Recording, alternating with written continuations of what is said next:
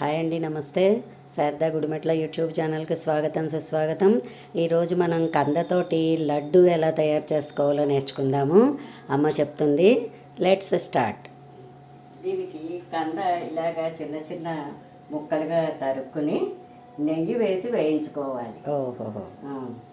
చక్కగా నేతిలో వేయించుకుంటే బాగుంటుంది. అలాగే ఒక కప్పు దీనికి ఒక కప్పు మనం తీపి ఎక్కువ కావాలనుకుంటే వేసుకోవచ్చు, లేదా తక్కువ అయితే కొంచెం తక్కువైనా వేసుకోవచ్చు. కప్పు బెల్లం ఇగో ఇలాచీ పౌడరు, కొద్దిగా నెయ్యి, చుట్టుకోవడానికి నెయ్యి, కొద్దిగా నెయ్యి. ఇంగ్రీడియంట్స్ తక్కువ అండ్ గమ్మున చేసుకోవచ్చు. శుభ్రంగా మెత్తగా మిక్సీ పట్టేసుకోవాలి. ఓకే.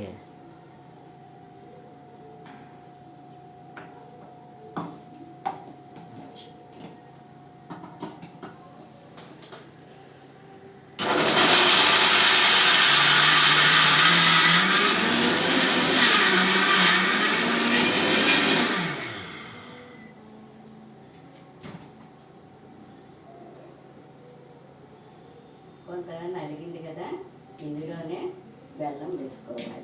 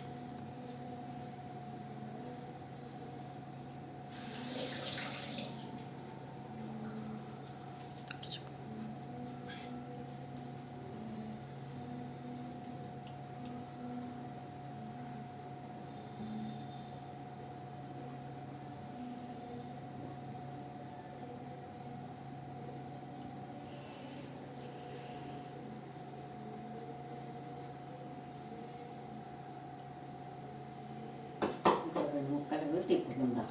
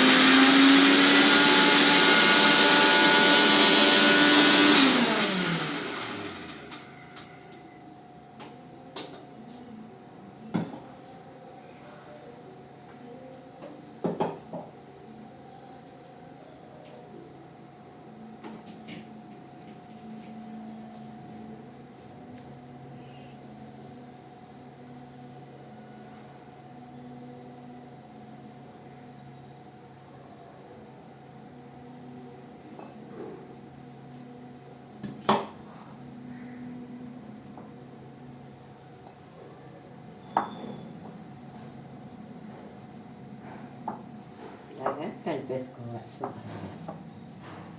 కలిపేసుకుని ఇందులో యాలకుల పొడి,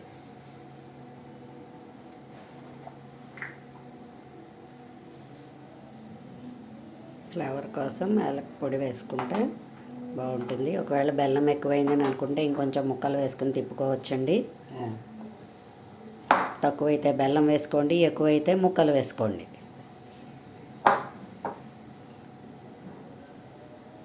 ఇది మనం కొంచెం నెయ్యి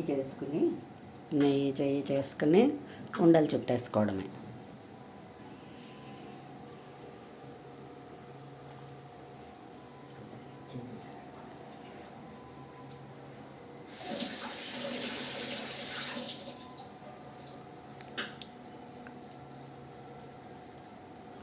నెయ్యి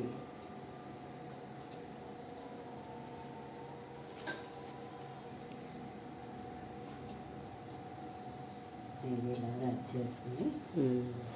ఇలా ఉండాలి.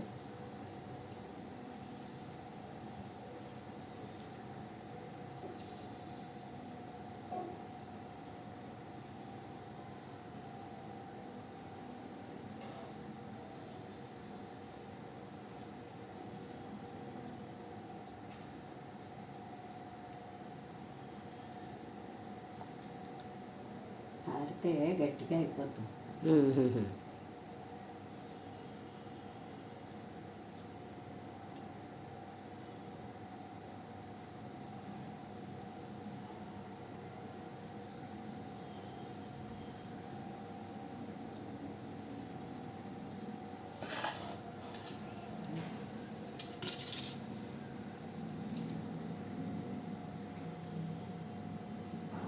చూసారా, కందతోటి మోహన లడ్డు తయారైపోయింది.